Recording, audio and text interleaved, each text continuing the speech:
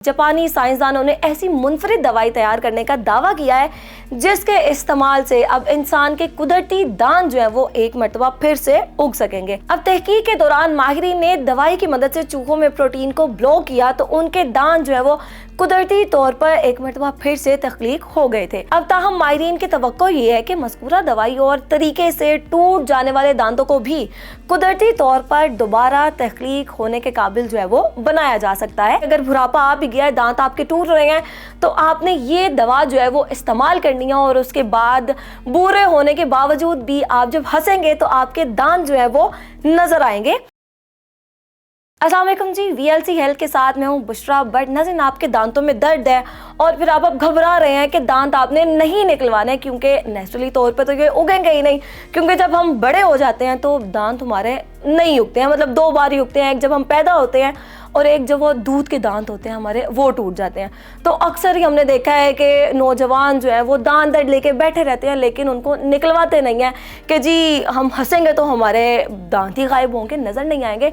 लेकिन अब आपने बिल्कुल परेशान नहीं होना, क्योंकि साइंसदानों ने जो है वो दांतों को दोबारा से उगाने के लिए एक दवाई तैयार करने का दावा जो है वो कर लिया है। अब ये दवाई क्या है ये आपको बताते हैं। जापानी साइंसदानों ने ऐसी मुनफरिद दवाई तैयार करने का दावा किया है जिसके इस्तेमाल से अब इंसान के कुदरती दांत जो है वो एक मर्तबा फिर से उग सकेंगे।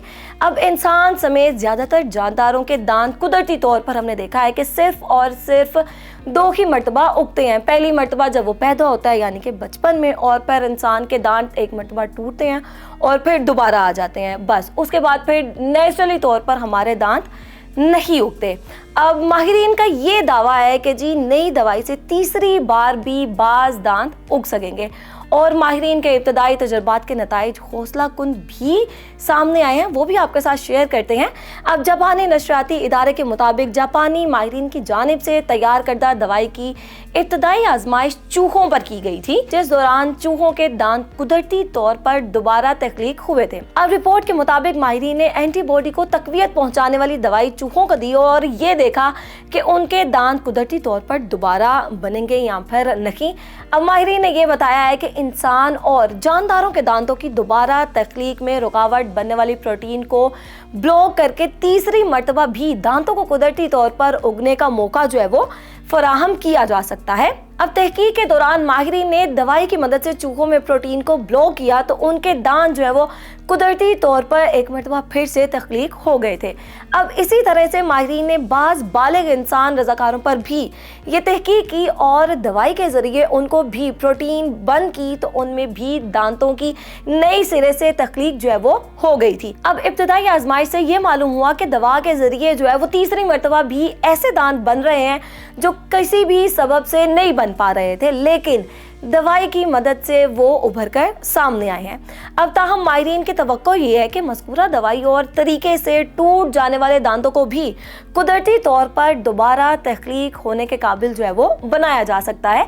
अब माहिरीन ने मज़कूरा दवाई और तरीक़ेकार पर मज़ीद तहकीक की ज़रूरत पर जोर देते हुए ये बताया है कि मुमकिना तौर पर दांतों की कुदरती तौर पर दोबारा तख्लीक की दवाई और तरीका जो है वो 2030 तक दस्तयाब हो सकता है। यानी कि अब अगर आपके दांत टूट जाते हैं, बुढ़ापे में आप जो है वो दांतों के बगैर नहीं रहेंगे। यानी कि अगर बुढ़ापा आ भी गया है, दांत आपके टूट रहे हैं, तो आपने ये दवा जो है वो इस्तेमाल करनी है और उसके बाद बूढ़े होने के बावजूद भी आप जब हंसेंगे तो आपके दांत जो है वो नज़र आएंगे।